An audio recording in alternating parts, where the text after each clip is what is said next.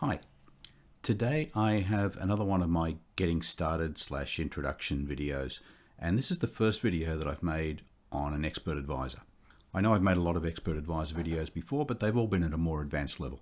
This is going to be a very back to basics. I do assume that you know something about the language syntax, but I'm going to show you step by step how I'm putting together this simple expert advisor.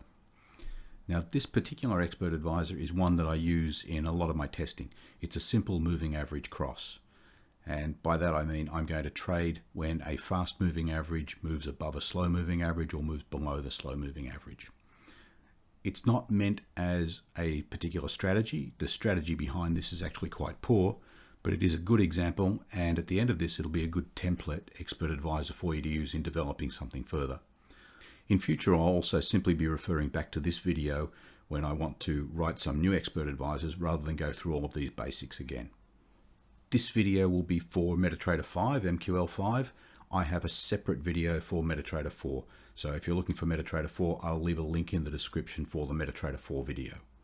Now I have the MetaTrader 5 editor open here, MQL5, and I've already created a folder inside Experts called Orchard. I do this to keep all of my tutorials separate from other work, so I just put them in a folder called Orchard. And I suggest that you would create your own folder to keep everything separate from any other experts that might drop into this experts folder. Also, as I usually do, I'm going to create a separate folder inside Orchard just for this expert advisor. Now I'll use the wizard to actually create this file. Right click there, new file, and because I was in the experts folder to begin with, it's already highlighted expert advisor template. So I'm going to click next. Name of my expert is going to be MA Cross. I'm not going to add any parameters here. I'll add all of those in the code. So I just leave that. I'm not going to be using any of these functions, so I just click next here. I'm also not going to be using any of these functions, so I'll just click finish. And that has created a template for this expert advisor. And in fact, at this point, I can compile that successfully. It doesn't do anything yet, but I can compile it. So this is a perfectly good piece of code. And I'll also mention, I don't like the layout and the way these comments are placed, so I'm just going to change that quickly. I'll pause the video while I make that change, but all I'm really doing is reformatting these comments and the way the code is laid out. I'm not changing any code. Right, back now, and all I've done is the reformatting.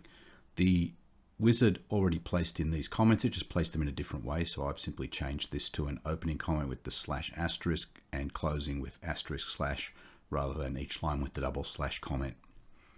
The three property statements, there's a copyright statement that came from the information in the wizard, as did this link statement, and the version number just defaults to 1.00.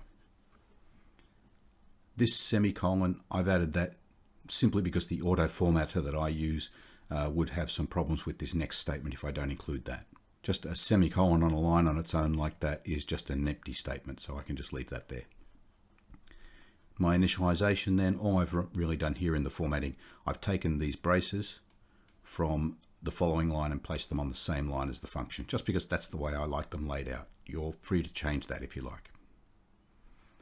The three functions that the wizard created, OnInit, will run any time that the expert initializes itself. So that's when it's first loaded on the chart.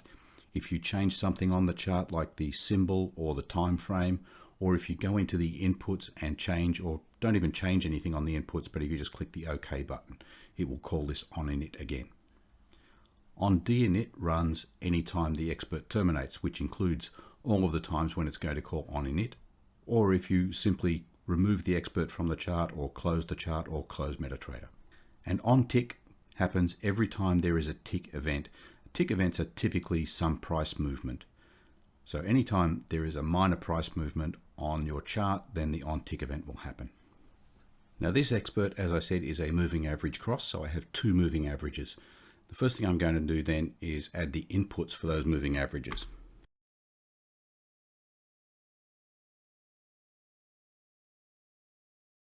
There are three inputs for a moving average. There's the number of bars to calculate the moving average, the method for calculating moving average, and then the price to use in that calculation. So here I have the fast MA. I'm calling this fast MA because of the two, this has the smaller number of bars, which means that it reacts to price changes faster than the second moving average, which I haven't added in here yet. So the three inputs I have are the INP fast MA bars, INP fast MA method, and INP fast MA applied price.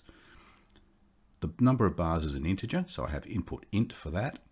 The fast method, there is a built-in enum for methods, and the enum is enum underscore MA underscore method. So I've set that as mode EMA by default. By using this enum MA method, then the input box will actually have a drop down of the methods. So an enum is actually just an integer. I could have simply said this is an input int, input fast MA method, but then the user is free to put any integer they like in that input. By setting this as the enum, they can only select from the known methods. And then the same for the fast applied price. I'm setting this to the closing price, and the enum for that is the enum underscore applied underscore price. These comments that I have after the input statements, those comments will cause this to become the prompt in the input box. And you'll see those when we run this later. So rather than having the simple variable name appear as the prompt in the input box, by adding a comment at the end of an input line, this comment becomes the prompt. And now I have exactly the same lines for the slow moving average, although I'll change the default for the number of bars.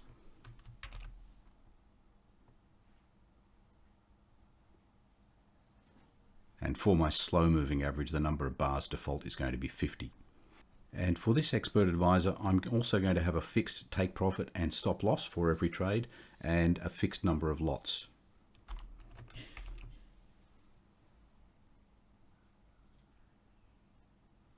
So here I have an input for the order size, and that's a double, so input double order size, and I'm defaulting that to 0.01.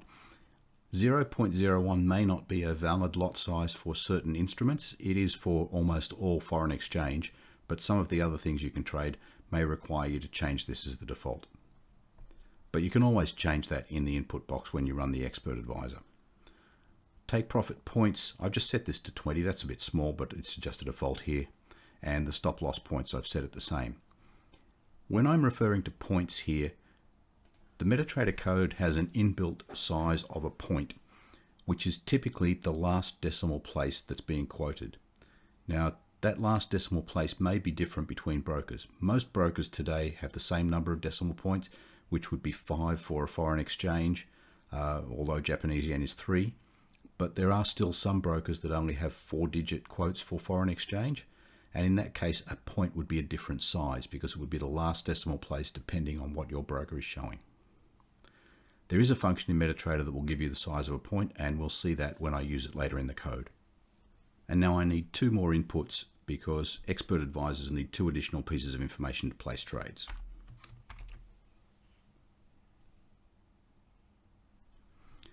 So the 2 pieces of information is the magic number, and that's a U-long type, and the trade comment, and that's a string. Now magic number, I like to make this an input. Some people just build it into their code. I like to make it an input because the magic number is actually used by expert advisors to identify trades that expert advisor has made if you're running more than one expert on your account. And so you want these to be unique and not use the same number on more than one expert advisor. It's generally okay to use the same number if you're running the same expert on different currencies, but if you're running the same expert on the same currency and perhaps with a different setting, then you might want to change the magic number so that those experts can tell their own trades apart. And you certainly don't want to use the same magic number that's used by some other expert. This is just a default number I've thrown in, 22, 22, 22. And the trade comment is just a comment that's attached to each trade that the expert makes. Now, because I have these inputs of take profit and stop loss in points, and they are integers as points, I want global variables where I can store these converted back to the currency size. So I'm just declaring 2 variables here, type double. One is called take profit and one is called stop loss. So for a 5-digit currency, this 20 points would be 0.0002. And after I run the conversion, which we'll see soon, then that take profit would be 0.0002. Now I'm also going to add an include file. This file is already supplied with MetaTrader.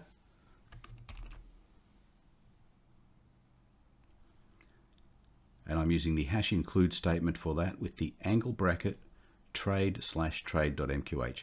Now the angle bracket says that this is an absolute location, and if I expand the include folder here, you'll find there is then a trade folder underneath include, and inside the trade folder is the Trade.mqh. So that's an absolute location beginning underneath include. And that file, as I said, is supplied by MetaTrader. I'm bringing that in because it includes a number of functions for placing trades, which is a lot easier than writing the code myself. Inside this Trade.mqh, a class is defined, and that class is called cTrade. So this next statement, I'm declaring a variable called trade that is of type cTrade. And I'll be using that trade object to place trades in the expert. And the last thing I'm going to add here in the global section before I get to actual initialization and code, because I'm using two moving averages, I need to set up handles to each of those indicators and then buffers to store the values from those indicators.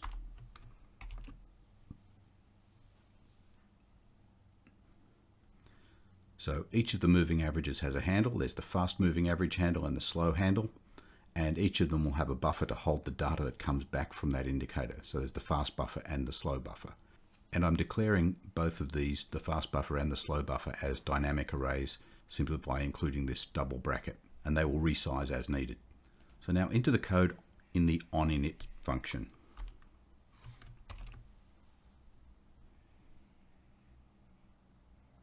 My first statements are to calculate that take profit and stop loss value, and I'm using a function here called PointsToDouble and passing in the input take profit points and the input stop loss points. Now PointsToDouble is not an inbuilt function, it's a custom function, so I'll go to the bottom of the code now and write the PointsToDouble function. And here is the PointsToDouble function.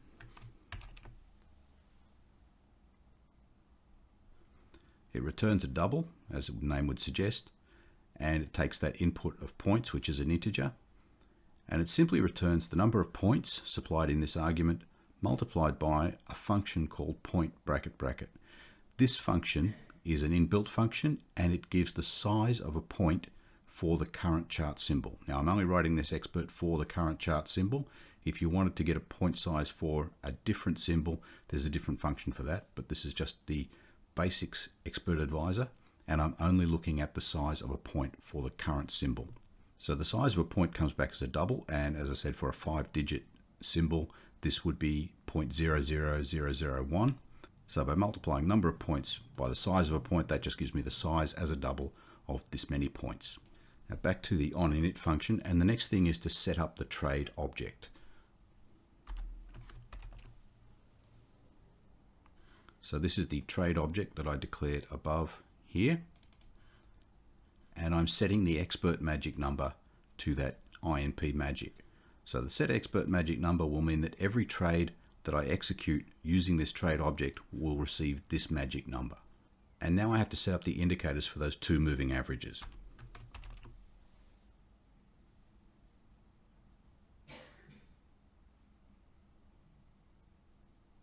So looking at just the fast moving average first, I have this fast handle, which was declared above here. I'm saying fast handle equals IMA, which is the moving average function. The arguments to that are symbol. Symbol bracket bracket is the current chart symbol. Time frame, and period bracket bracket is the current chart time frame. The number of fast bars. There is a shift argument here which I don't use, so I'm just setting that to 0. Then there's the method from the inputs and the applied price from the inputs. That will return a handle to an indicator object. Now once I have that handle established, when I retrieve results from that handle, they will come back in a buffer. I'm going to be using this fast buffer, which is the one I declared here. But by default, the order of that buffer is not the same as the order of the bars on the screen. So on screen, the bar that's currently open is bar number 0, and the bar that has just closed is bar number 1. This fast buffer by default is reversed, so that the bar that is currently open is the highest numbered bar in this array. But I want to reverse that so that this array matches the chart. So I call this array set as series function, passing fast buffer and saying true. Now that doesn't actually change the way the data is stored inside the buffer. It just changes the way that the buffer is addressed when I refer to something like fast buffer, bracket index. Now I'll just do the same for the slow.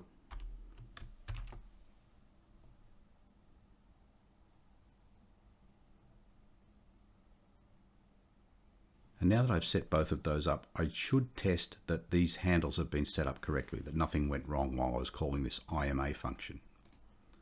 So I'm just going to test both of those to make sure that neither of these are invalid handle.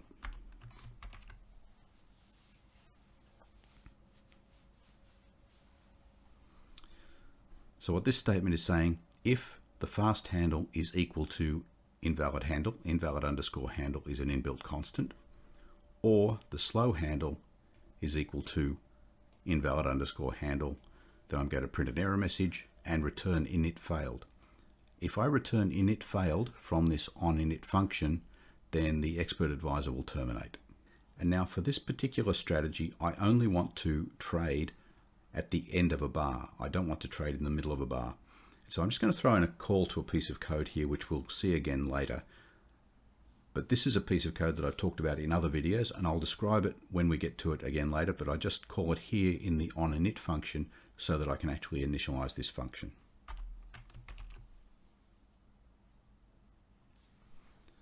And this is the reference to the earlier video where I've talked about this is NewBar function, and I'll also leave this in the description to this video.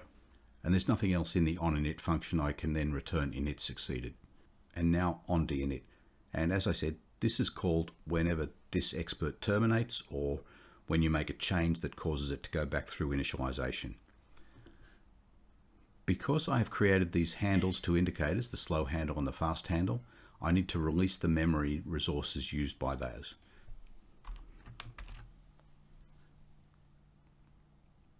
And that just means calling the indicator release function, passing in the fast handle and the slow handle. It's not going to immediately cause an error if you don't do this, but if you happen to be creating a lot of indicators and not releasing them, you'll find that you can consume a lot of memory and system resources and slow your system down. So it's a good idea, anytime you create an indicator, release the handle when you're finished with it. And then the OnTick function, as I said, this fires every time there is a tick event, which is typically some kind of price movement. So this is where we're going to perform the trading.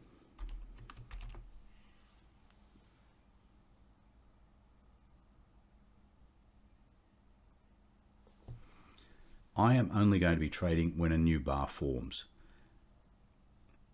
Some people prefer to look for that cross of the fast moving average over the slow moving average mid-bar. If you do that, there are two things you need to be aware of. Firstly, that cross happens as the price is still moving in that bar number 0, which means that the cross could happen and then the price can come back and it crosses backwards again and can cross many times within a single bar. So you may need to guard against placing multiple trades. But secondly, it's possible that because the price moves in one direction during that candle, you'll get that trigger fired and then the price can move back again, so that by the end of the candle there actually has not been a cross of the moving averages, which means that you've taken a fake trade. So it's up to you if your strategy calls for that, but for this example I'm keeping it simple. I'm only trading at the end of the bar, which means that I'm only looking for trades when bar number 1 has closed and I've just opened up a new bar number 0. Now the first test, this is trade allowed. There are a number of things that can prevent you from trading, and if something is preventing you from trading, there's no point in going any further. You can neither open or close trades or modify them.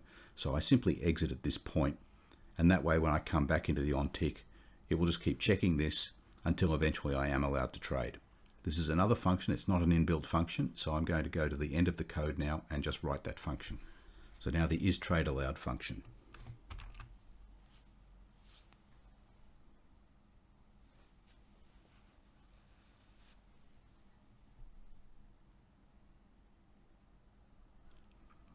There are 4 things that I'm checking, and there are system functions to give me the values for all of those. They are all integers, but I'm looking at booleans. So each of these integers returns an integer that represents true or false. So the first one is MQL info integer, and the argument to that is MQL trade allowed. That tells me if the trading has been allowed in the input dialog. So when you open up an expert advisor, one of the panels you can go to has a checkbox, which we'll see when we do the example, And that checkbox indicates whether you're allowed to auto trade from this expert. So it can be turned on and off on an individual expert basis. So this will tell me if MQL trade is allowed. This next statement, terminal info integer, on the main terminal there is also an option on the toolbar and in the menus to turn off auto trading. So if auto trading is not enabled, and the argument to this terminal info integer, terminal trade allowed. So that's what I'm looking for, that auto trading is allowed at the terminal level. The next, account info integer with the argument account trade allowed.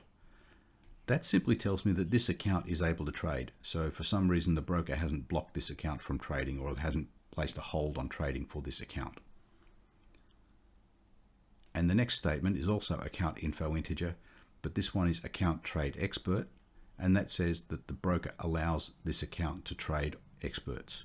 Some brokers block expert trading on accounts. So what I'm looking for is all of these to return true. And I'm doing that by converting each of them to a Boolean. This is casting, placing bracket and a type name and another bracket in front of the function. It means that although these return integers, I'm changing them to Booleans. And because each of these are Booleans, I'm saying if true and true and true and true, which means they all must be true. And I'm simply returning the result of that. So is trade allowed will return true if all of these are allowed. Now after that check for is trade allowed, I'm going to check to see if this is a new bar. So I said that I'm only trading when a bar closes. The only time I know that a bar closes is when the new bar opens. So I'm going to be looking at bar number 1 for the cross to have happened.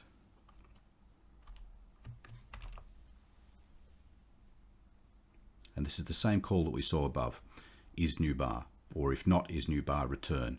So this function will return false if this is not the first tick of this bar being created. The argument to this true simply says this is the first time I'm calling this function for this tick. So when I come into OnTick, I call this once for is new bar true, and this in fact for this particular expert is the only time I call it, other than when I made that call in the OnInit. So this will be called each time I come in for a tick. The is new bar function will return true or false depending whether this is the first tick for this bar or not. Now we'll have a look at the is new bar function because that's also a custom function, and I have discussed it earlier, as I said, in this video, and I will refer you to that where I have a more detailed in-depth discussion of how this works. But I'll write that code now and discuss it quickly here.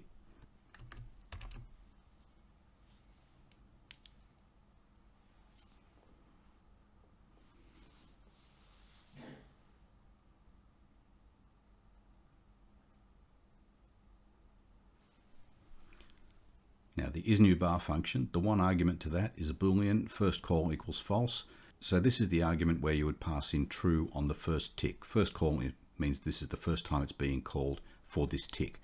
If I made subsequent calls to this inside that function, then I would not bother to pass an argument because the default would be false. And that is so that this can return the same result each time it's called until the next tick happens. I have this static Boolean result equals false. If this is not the first call, then I simply return result, because result has the same value that it had when this function exited last time. Static variables retain their result from the previous call to the function. I have the same thing, a static date time, previous time, which I initialize to 0, and it only is initialized the first time this function is called because it's a static variable. It will have the value that was left in here the last time the function was called. I have another date time, which is current time, and that I get from the I time for symbol bracket bracket, which is the chart symbol, period bracket bracket, which is the chart period, and 0, which is bar number 0. So this gives me the start time for bar number 0 on the current chart. And then I set result to false initially.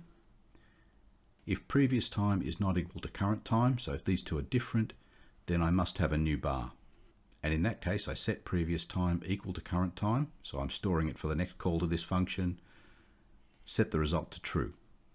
And then at the end of this, I return result. So if this statement is not true, so if previous time is equal to current time, then I won't execute these statements. Result has already been set to false, and then I'll return result here. So this function simply tells me if this is the first time the function's been called for the current bar. And now I'm going to get the values from the moving average handles that I set up earlier.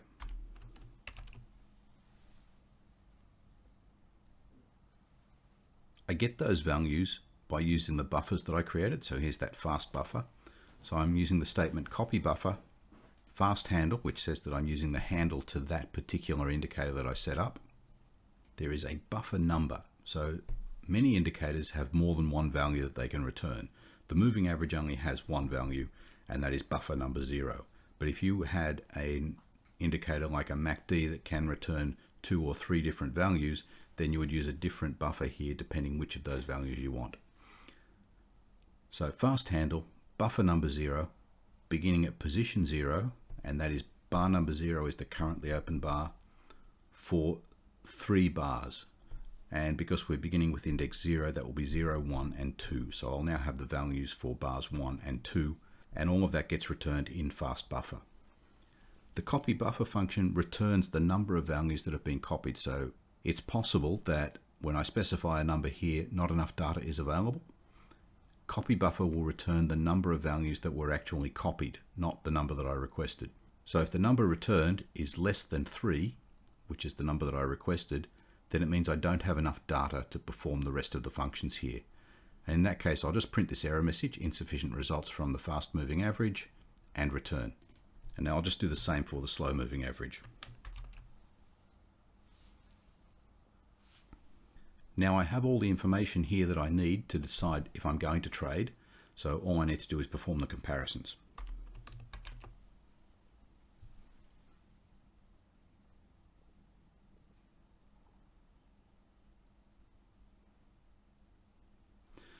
So a moving average cross up will happen if the fast value for bar number 1 is above the slow value for bar number 1, and the fast value for bar number 2 is not above the slow value for bar number 2. Now I could have written this differently. I placed the not outside these brackets and then used the greater than symbol here. I could have simply said fast buffer 2 is less than or equal to slow buffer 2. I just like to use this syntax, and the result is exactly the same. So if fast 1 is above slow 1 and fast 2 is below or equal to slow 2, then I've got a cross in the upward direction, and then I call this function OpenTrade, passing in order type by. OpenTrade is another custom function, and we'll go to that in just a moment. Else, so if I haven't had a cross up, I may have had a cross down, or I may have had nothing. So I need to test to see if there is a cross down, and the syntax is very similar. But in this case, if fast 1 is less than slow 1, and fast 2 is not less than slow 2, and then I call OpenTrade with order type sell. And that's everything in the OnTick function. I just need to write this OpenTrade function now.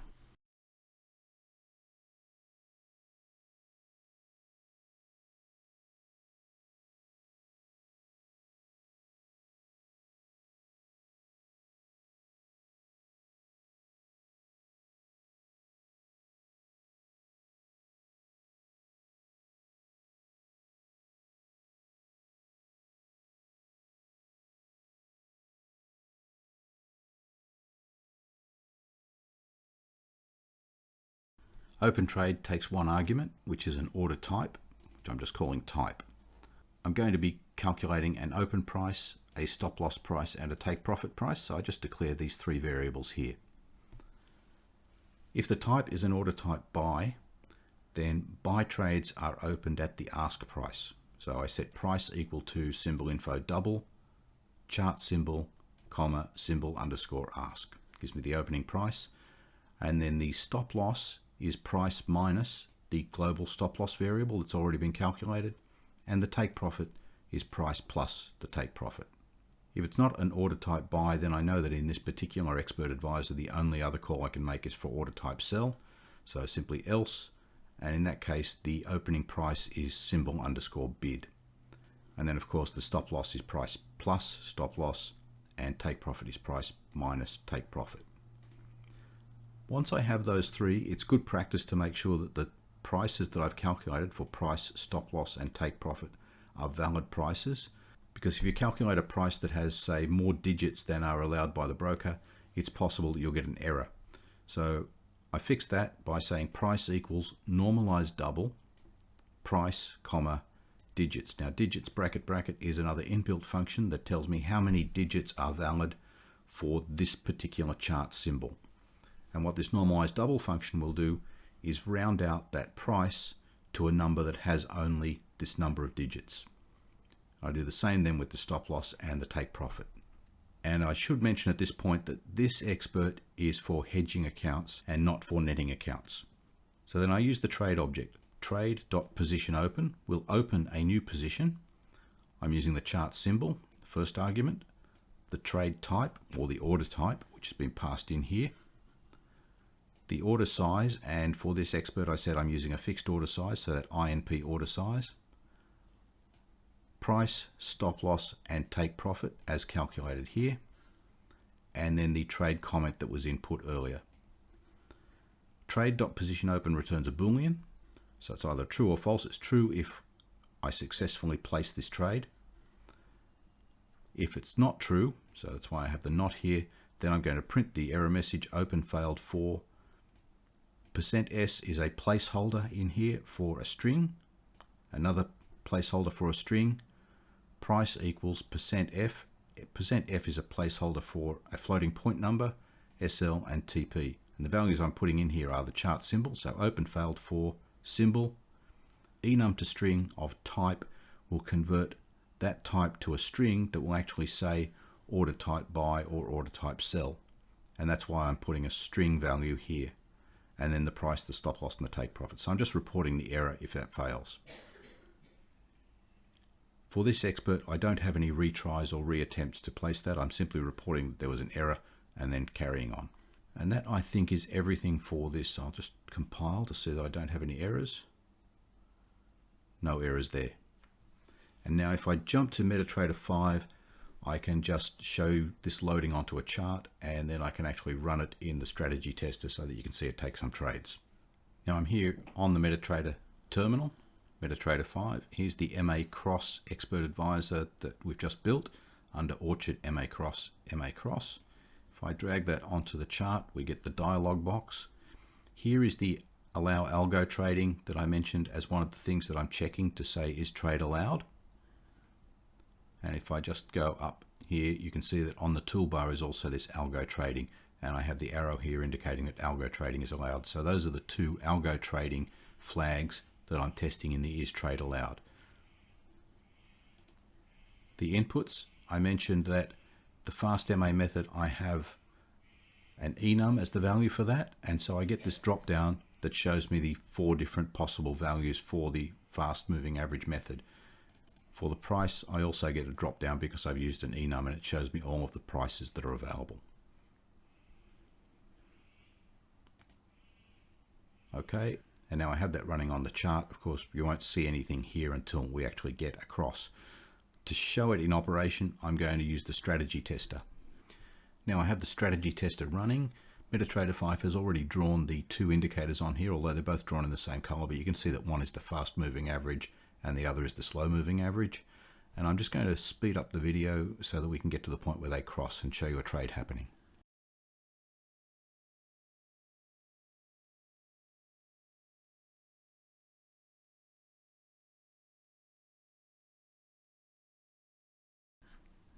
Now we're at bar number 0 here, so this is just opened. What we're looking at is a cross having happened at bar number 1, which it did. So bar number 1 is the first place where the fast moving average is below the slow.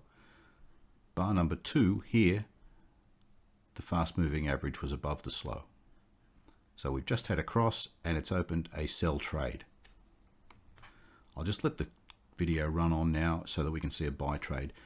But also remember that there is nothing in this expert to prevent multiple trades happening. Each trade will be taken and will run until we reach the take profit or stop loss. So if we do happen to get a cross up and then another cross down before this trade closes, we would open a second sell trade.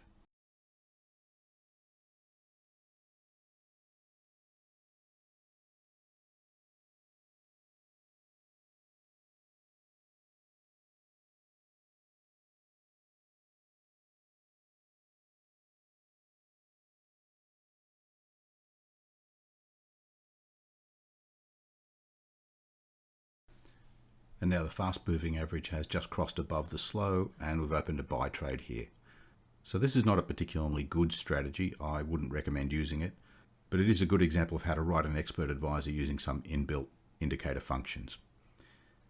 I'll be using this, like I said, as a template in future videos. So when I write other expert advisors, I'll simply begin with this or possibly a successor of this particular expert advisor.